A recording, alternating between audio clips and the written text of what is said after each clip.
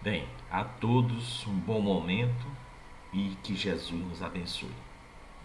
Como já expliquei anteriormente, hoje nós faremos uma abordagem online do Evangelho de Jesus, já que, excepcionalmente, eu espero que assim seja, nossas exposições doutrinárias, pelo menos nesta semana, eu acredito que na outra já esteja tudo normalizado, ela ainda será feita em caráter online.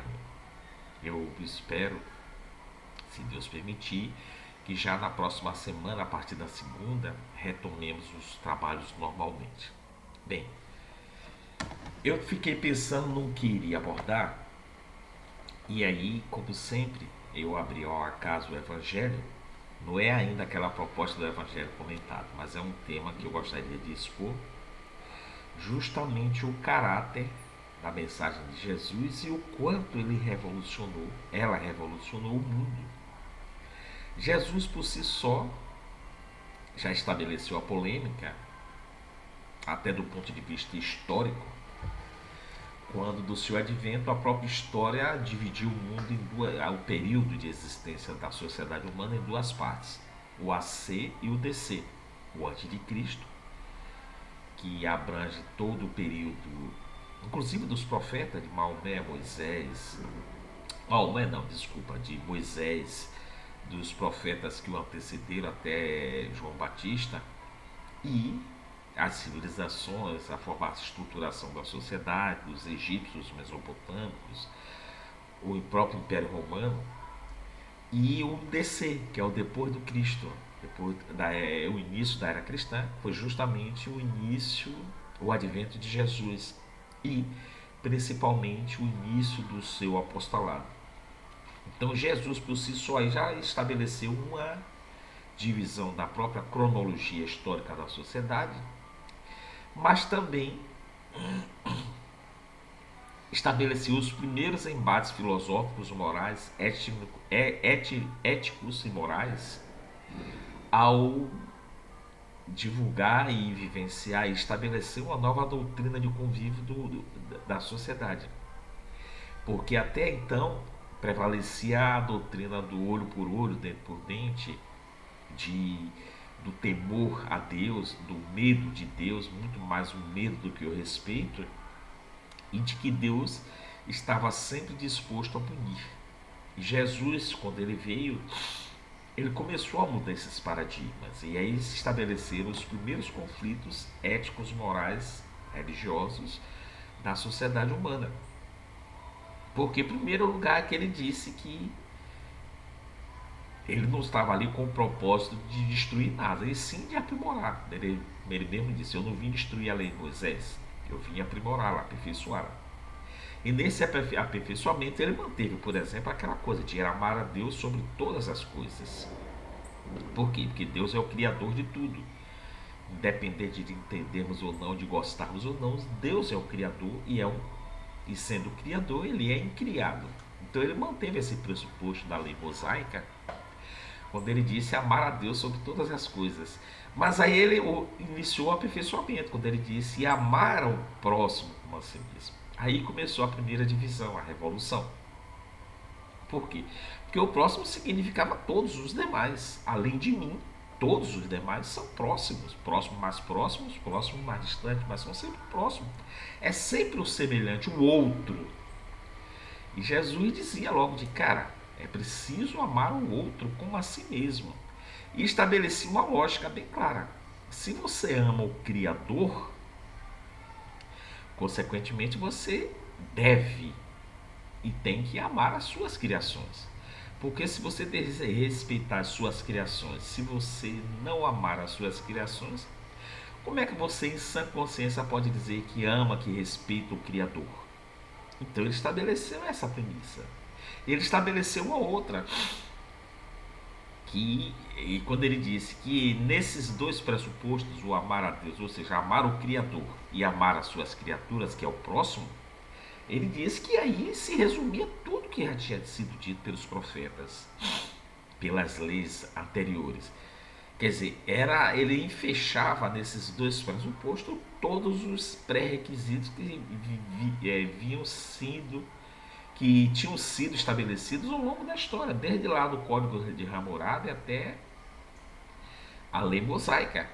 Por quê? Porque esses dois aí, a partir daí, é que se derivaria todos os demais. E ele ainda colocou mais um adendo, digamos assim, quando ele diz: você deve fazer ao próximo aquilo que gostaria que o próximo te fizesse. Nesse pressuposto, que eu chamo de adendo, você tem a chave mestra das relações humanas. Eu vou fazer o outro que eu gostaria que o outro me fizesse. Então, como eu não gostaria que o outro me fizesse mal, então eu não devo fazer mal ao outro. E aí vem justamente no ponto que eu gostaria de abordar. No capítulo 23º, 23 do Evangelho segundo o Espiritismo, tem um tema dentro desse capítulo que é estranha moral. É justamente esse tema, quando ele diz assim: não vim trazer a paz, mas a divisão. A gente vê ainda muitas pessoas que interpretam como se Jesus viesse justamente trazer a guerra, como se Jesus viesse, quando ele diz: não, eu não vim trazer a paz, eu vim trazer a espada. Então Jesus seria um guerreiro, estaria fomentando a discussão, estaria fomentando a divisão da sociedade, estabelecendo os conflitos, seria uma apologia aos conflitos? Não. O que antes de mais nada, pelo próprio título, e aí a gente, quando vai ler os pressupostos dessa assertiva de Jesus, está lá contida no Evangelho segundo o Espiritismo, é que antes de uma afirmação, ou antes de como é que eu diria, de um pressuposto, é uma constatação. Porque o que Jesus trouxe foi exatamente, não melhor, do que Jesus vivenciou e ensinou e expandiu, disso resultou a divisão. Não que ele venha trazendo, mas é porque disso resultou o conflito. Por que resultou o conflito? Justamente porque ele veio modificar. Todo o processo de transformação é um conflito. Por que é um conflito? Porque você mexe com as estruturas que já estão fincadas. Você cria novos alicerces, reforçando aqueles que já existem. Mas você causa modificações. E toda modificação gera conflitos. Gera conflitos com aqueles que não aceitam mudanças, com aqueles que veem nas mudanças um processo de destruição, quando na verdade essa destruição seria, se quiséssemos aprofundar a sua interpretação, no abandono da estrutura velha para se criar uma estrutura nova. Foi o que Jesus fez. Quando ele disse: eu não vim destruir a lei de Moisés, eu vim aperfeiçoá-la. O que é que ele está dizendo? Tudo aquilo que vocês têm e criam até agora pode ser modificado, não no sentido de destruir, mas no sentido de aperfeiçoar. E aqueles que se negam a isso, obviamente, entram em conflito. Toda ideia nova gera conflito. Eu dando um salto na história, eu lembro do episódio de Galileu. O que foi que aconteceu com ele? E já existia uma estrutura de um conceito já firmado de que a Terra era o centro do universo, que o Sol girava em torno da Terra e que o Sol era também o centro do universo como um todo. E Galileu Galilei provou por A mais B que na verdade era o contrário. Era a Terra que girava em torno do Sol, como a Lua gira em torno da Terra. E o que o nosso Sol, em vez de ser o centro do universo, era apenas um componente do universo que era imenso, era vasto. E olhe bem, isso gerou uma série de conflitos. Não porque Galileu estaria destruindo as teorias já existentes. Ele estava apenas aperfeiçoando-as, melhorando-as. E ele foi mostrando que o que ele estava colocando era um acréscimo às estruturas já firmadas, era um reforço para isso. E aí o que foi estabelecido? Um verdadeiro conflito que perdurou graças à resistência daqueles que não aceitavam modificações, que estavam firmes nas suas ideias, que perdurou até 1996, vamos dizer assim, mesmo sabendo que a teoria dele era verdadeira e na prática funcionava, mas só em 1996 que o Vaticano veio a público dizer que efetivamente tinha se equivocado com Galileu e que o absolvia. Galileu ficou condenado, foi a primeira prisão domiciliar que se tem notícia da história. Mas aí foi um conflito que se estabeleceu. Por quê? Porque era uma ideia nova. O que foi que Jesus estabeleceu o conflito? Não que ele estabeleceu o conflito, mas quando ele trouxe uma ideia nova, isso resultou no conflito daqueles que se negavam a aceitar essa ideia. Observe bem que quando Jesus dizia, numa outra passagem citada por Amélia Rodrigues, em Primícia do Reino, ela disse que quando Jesus, numa manhã, entrou em Jerusalém, os três sacerdotes, entre os quais estariam Anás, Caifás e um outro, que eu não lembro agora o nome, o indagaram, perguntaram o que é que ele estaria fazendo ali. E aí Jesus surpreendeu a eles e disse: eu estou à procura de colaboradores, homens de boa vontade, para fundar, me ajudar. Quer dizer, se me ajudar, porque já existia, fundar o reino dos céus aqui na terra. Então, para aqueles sacerdotes, poxa, qual foi o questionamento dele? Ele veio fundar o reino, então ele deve ser poderoso. E aí, qual foi a pergunta contextualizada dos sacerdotes? Quem é que está por trás de você? Quem é o afortunado, o ricaço que está bancando essa empreitada? Cadê seus exércitos? Para você ver, se você vem fundar um reino, significa que você tem poder para isso e tem estrutura para isso. E aí Jesus, de uma forma bem simples, disse: não, o reino está na simplicidade das pessoas, na boa vontade. Da mesma forma, um pouco mais adiante, ele disse: o reino dos céus não é aquele que você fica olhando e vê um determinado espaço murado, protegidos por soldados, como era a estrutura da época. Todas as cidades daquela época, todos os reinos eram fortificados, tinham soldados para proteger, exércitos. E o que foi que Jesus fez? Não, o reino dos céus é um processo de construção que está dentro de cada um. E aí, como é que se chega ao reino dos céus? Não através da força, do uso de exércitos para subjugar o próximo, não. Através do amor, através do respeito, através da boa convivência. Quer dizer, eram as primícias desse reino, por isso que o título do livro é Primícias do Reino. Eram as primícias de um reino que poderia e deveria ser e estava sendo construído a partir das decisões de cada pessoa. Então aquilo primeiro chocou os sacerdotes. Segundo, mais adiante, quando eles iniciaram os processos de não aceitação e, consequentemente, de resistência a essas ideias novas que se propagavam, se estabeleceu o conflito. Conflito que veio das camadas da sociedade até os conflitos no interior dos lares. Porque nos lares havia pessoas que eram aferradas à lei mosaica e havia outras pessoas que abraçavam essa ideia nova de convivência, de pacificidade, de amorosidade que Jesus trazia. Então se estabeleceu a divisão.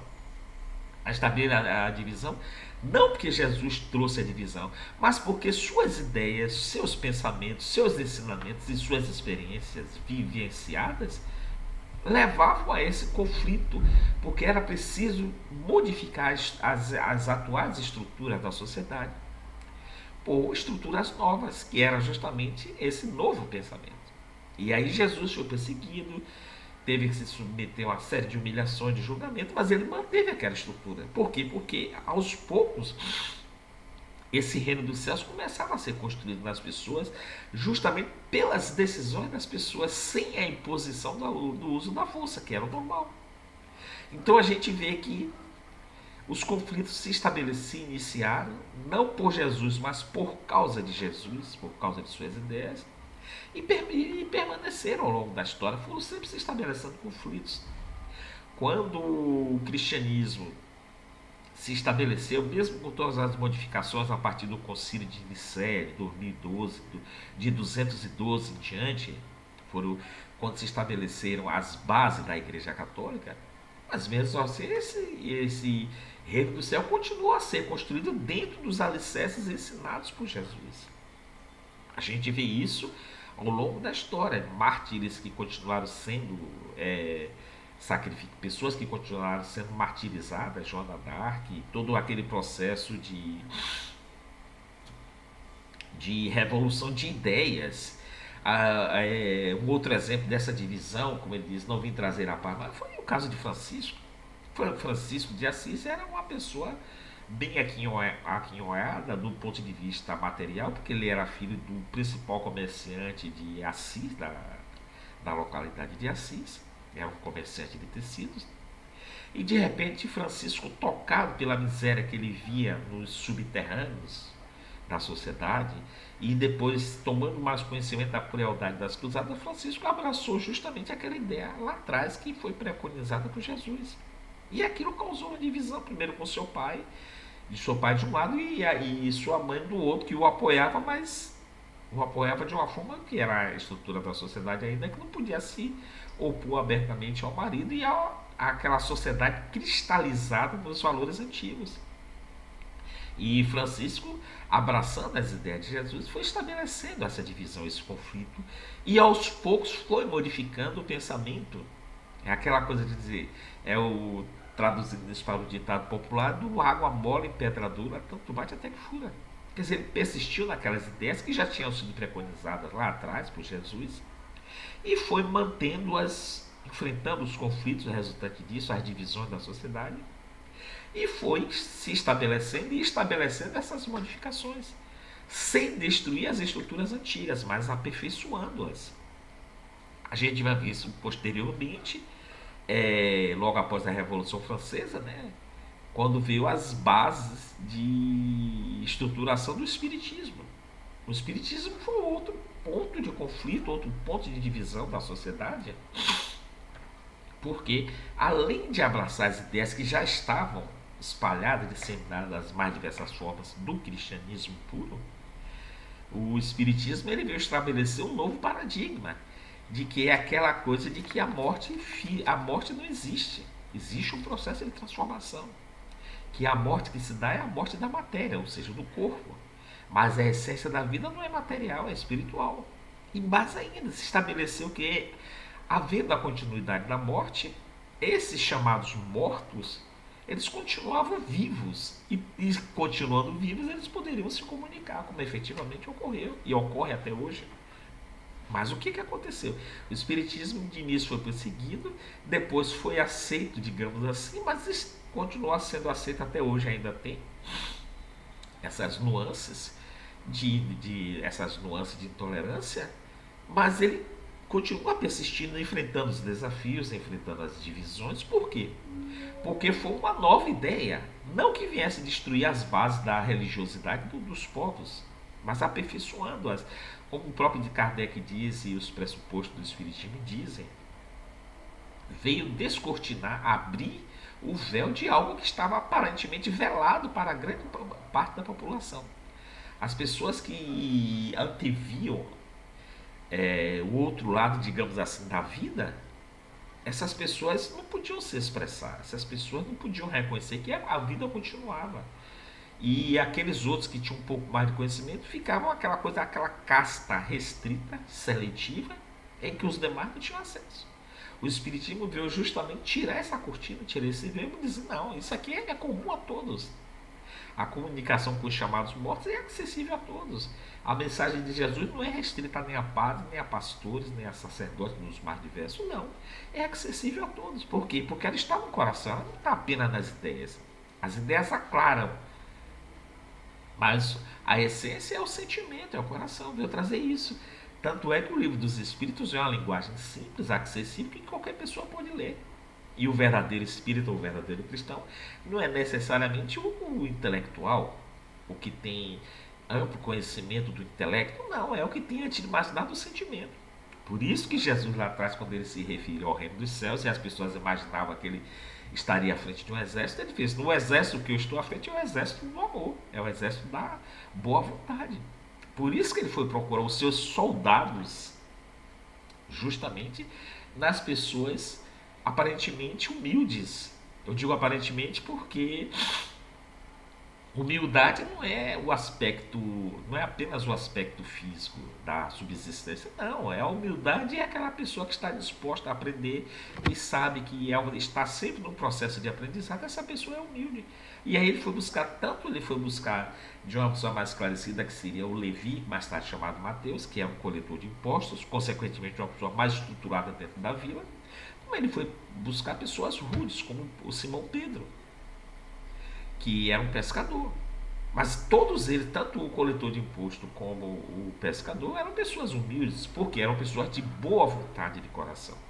Posteriormente, ele, quer dizer, ele foi o seu principal propagador foi justamente das pessoas mais intelectualizadas da época, que era Paulo de Tarso, que foi o grande divulgador do espiritismo, além da região da Judéia. Mas ao mesmo tempo tinha um outro que era extremamente sábio e equilibrado, e que era Lucas, que era um médico. Tanto que Lucas é o único dos evangelistas, quer dizer, que escreveu o evangelho, que não conviveu diretamente com Jesus. Mas ele tinha conhecimento, ele sabia estruturar as situações.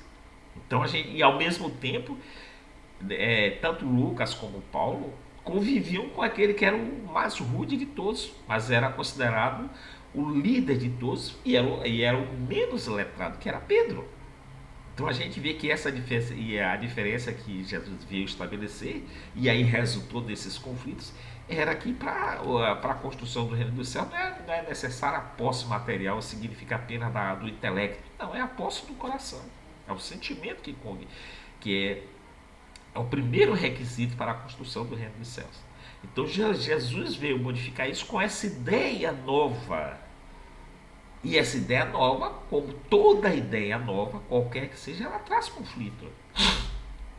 E se a gente for do aspecto da ciência, quando Santos Dumont iniciou as primeiras, e também lá nos Estados Unidos, os irmãos. Eu agora esqueci o nome dele. Eram dois irmãos norte-americanos que também, paralelamente, faziam as investigações. Imaginar que um objeto mais pesado que o ar poderia voar foi motivo de sarcasmo, porque as pessoas não acreditavam. Mas o que é que Santo Dumont fez tanto com os irmãos Wright, nos Estados Unidos fizeram? Aperfeiçoaram uma ideia que já vinha desde lá atrás da Idade Média, que era de Benjamin Franklin. Benjamin Franklin foi o primeiro. Ele criou uma espécie de um protótipo do helicóptero, um objeto mais pesado que o ar poder voar. Benjamin Franklin fazia experimentos em que ele voava numa espécie de asa impulsionado por uma catapulta que o lançava a determinada distância. Mas o que Benjamin Franklin fez foi o aperfeiçoamento de uma ideia lendária que é a lenda de Ícaro, que ele tentou fugir da ilha de Éfeso, se não me engano, utilizando-se de uma construção de uma asa com penas de águia, mas colada com cera. É uma lenda, mas era uma ideia que tinha. Quer dizer, você vai vendo que tanto do ponto de vista moral como do ponto de vista material, toda ideia nova ela causa espanto. E de início elas são desacreditadas. E aqueles que acreditam na ideia nova estabelecem conflitos, divisões. É assim, são assim com as leis. Imagine quando Hammurabi, lá em 3800 a.C., estabeleceu aquele código de convivência, aquilo gerou conflito, mas ele estabelecia. E, obviamente, esse código foi imposto através de punição. Quando Moisés estabeleceu os 10 pressupostos nas tábuas da lei, aquilo também gerou conflito, mas ele estabelecia como punição a vingança de Deus. Aí veio Jesus com uma ideia nova e disse: não, Deus não está pronto para punir ninguém. Deus é amor, Deus está ali pronto, sempre pronto para ajudar. E você ajuda através da amorosidade, do respeito ao próximo, porque o seu próximo é seu irmão. Imagine você dizer para um tribuno e numa escala mais alta para o imperador que aquele escravo, que aquele outro subjugado era seu irmão, que você devia respeitá-lo. Aquilo gerou conflitos e conflitos imensos, assim como gerou os conflitos da abolição. Se a gente ler um pouco da história de Abraham Lincoln, se não me engano foi o sexto presidente dos Estados Unidos, quando ele gerou uma série de conflitos quando ele estabeleceu na Guerra Civil Americana que os negros que lutassem, assim que acabasse a guerra, esses negros seriam automaticamente alforriados. E olha que ainda não havia a abolição da escravatura. Mas ele foi numa situação, aquilo gerou conflito, gerou revolta. Mas aos poucos ele mantém, por quê? Porque ele partia do pressuposto, e aí ele fez um malabarismo, não vou contar obviamente aqui a história, mas ele fez um malabarismo para admitir essa igualdade do ser humano dentro da Constituição.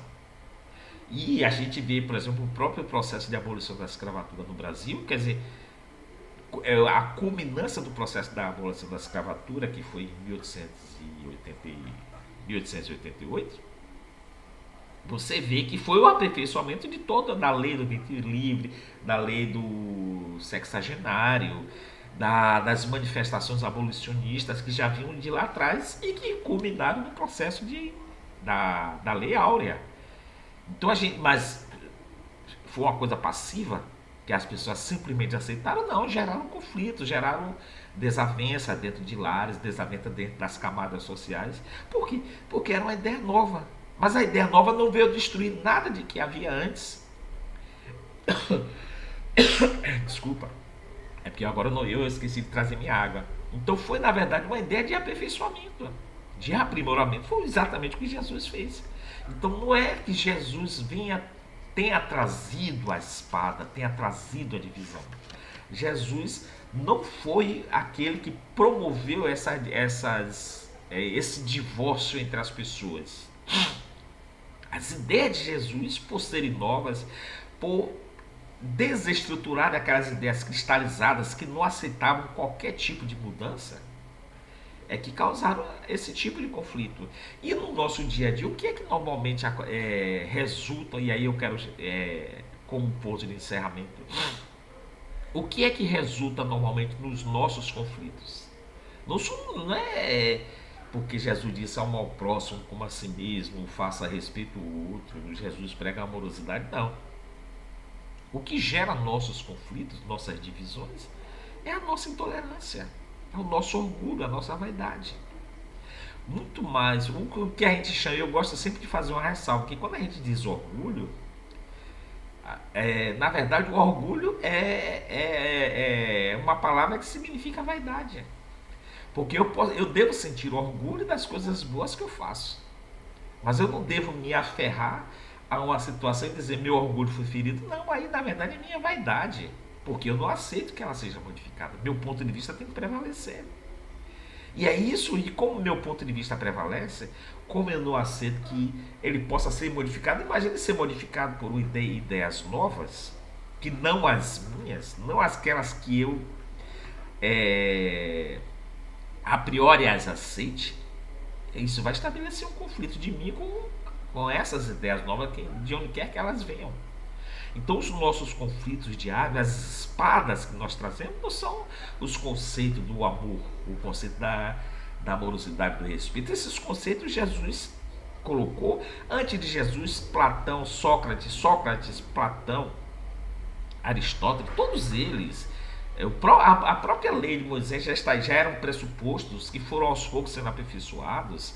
Ao longo de toda a história, esses conceitos foram sendo aperfeiçoados. Mas não são os conceitos em si que fazem com que eu entre em guerra com o meu próximo, com que eu levante a espada, como diz no Evangelho. Não são essas coisas que trazem. Todos esses conflitos são resultantes do nosso tipo de comportamento, ou seja, o nosso comportamento egoístico, vaidoso, que não aceita nenhum tipo de interferência, que tem que prevalecer a nossa ideia, as nossas convicções e, consequentemente, resultante de tudo isso, a nossa intolerância. Por que a gente briga com o próximo por causa de ideias?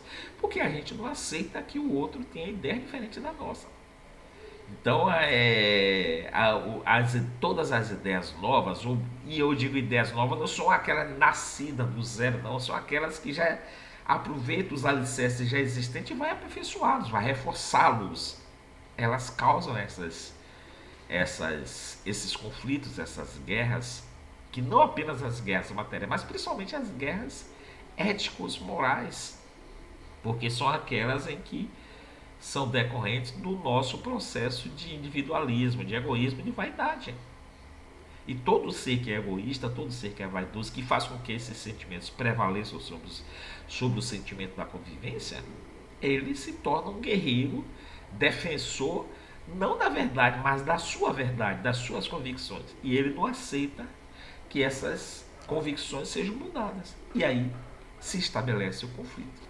Bem, eu espero ter contribuído para o entendimento das pessoas e, encerrando essa nossa exposição, pedimos a Jesus, aos seus emissários, que estejam sempre conosco, nos esclarecendo, nos inspirando e permitindo que a partir desses aprendizados, desses pressupostos que já nos foi deixado, que possamos colocá-lo em prática e estabeleçamos a convivência tal como foi preconizada, do amor ao próximo como a nós mesmos.